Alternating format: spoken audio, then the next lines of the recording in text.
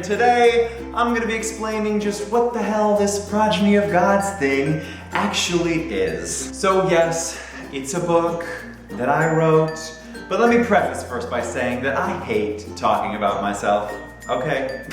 I really do. I hate pretentious people that think they're better than everyone else. That's not what this is, but if I want to be successful in this endeavor, which I do, somebody has to talk about it, and I might as well get the ball rolling, right? Okay. So that being said, I'm obviously a little bit biased, but guys, this story is on a whole other level.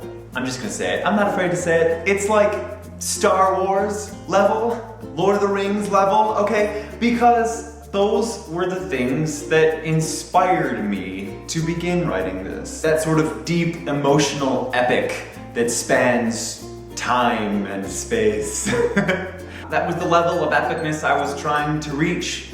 Whether I succeeded or not, I suppose is up to you, but the point is I aimed for the stars, and if I only reach the sky, I'm okay with that. So let me take you back, all the way back to 1997, where I'm sat in the movie theater with my mom, and she's reading for me the yellow text scrolling into the screen because I'm too young to read it fast enough for myself. And then the camera pans down to an alien planet, and the entire theater starts to shake as the bow of a star destroyer floats overhead.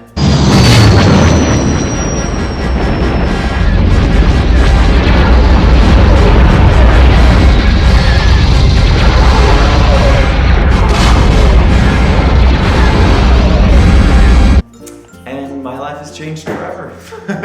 Suddenly, my 8-year-old mind was exposed to a whole different world, a whole different kind of universe with different rules, and that just blew my mind. I thought Earth and the physics here and the rules here were all that could ever exist. But to me, that world that I saw on the screen existed somewhere out there too. Across a sea of infinite other worlds. Basically, we've pinpointed the exact moment my imagination woke up, and I needed to create. I needed to build the beautiful worlds I saw on screen and recreate that high that it made me feel. And the only way to do this was to build a world of my own. So when I returned home to my toys and saw nothing that looked like the spaceships I saw in Star Wars, I went searching for anything around the house that could look like a spaceship, which eventually led me outside to where I found some bark that had fallen from a tree. And that looked very much like a spaceship to me. Thus, the bark ship was born. I mean, it totally looks like a ship. Am I wrong? Am I wrong? Engines here, bridge probably somewhere up here. This thing could totally fly!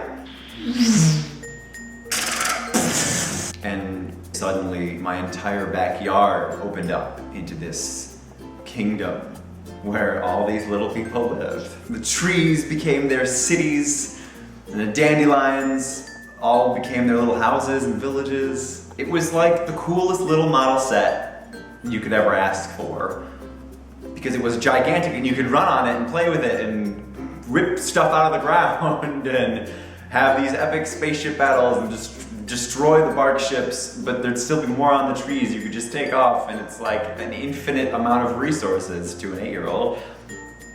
The only thing limiting you was your imagination. It was beautiful. It was pure 90s childhood bliss before the internet and all this other stuff. It was a better time. This was the place I would escape to for years. Creating battles like I saw in Star Wars, and my own adventures, and lore, and elemental sages that helped form the world, like in Zelda, Ocarina of Time. But one snag, at first I didn't really know who these bark ships and sages were fighting against. They couldn't just fight against themselves. That didn't make logical sense. Even back then, I was super critical. They needed an enemy, an opposite. A force beyond nature that would come in and wreck some shit. So I asked myself, what's the opposite of a bark ship? Well, quite clearly the answer is a stick ship. I mean, just look at this thing. It looks evil, doesn't it? Doesn't it?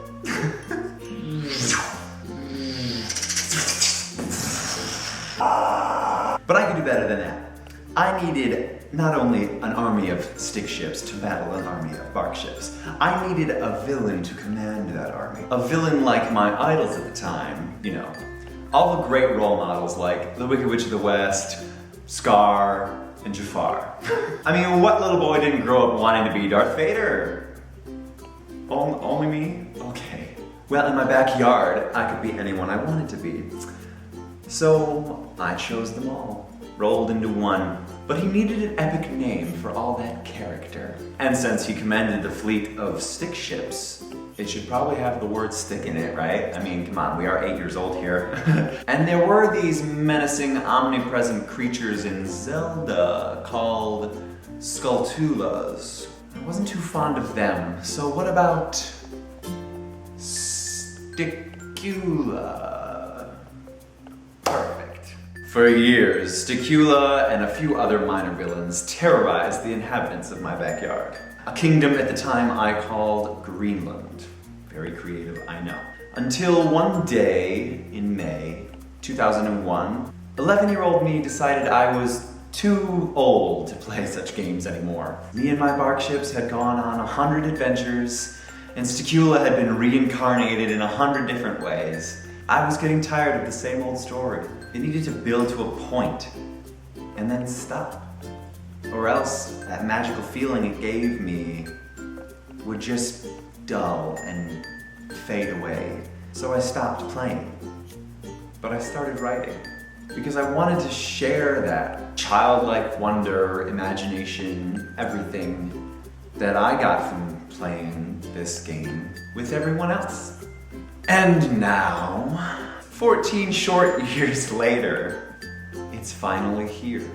Progeny of Gods, Retuum Destiny is the first book in a series quite unlike any other series that's ever been written, if I do say so myself. See, the thing is, I didn't like reading when I was little, so, I mean, it was just really boring compared to the spellbinding action I saw on screen in Star Wars, or I would become part of in Zelda. I needed action, I needed pace, I needed explosions.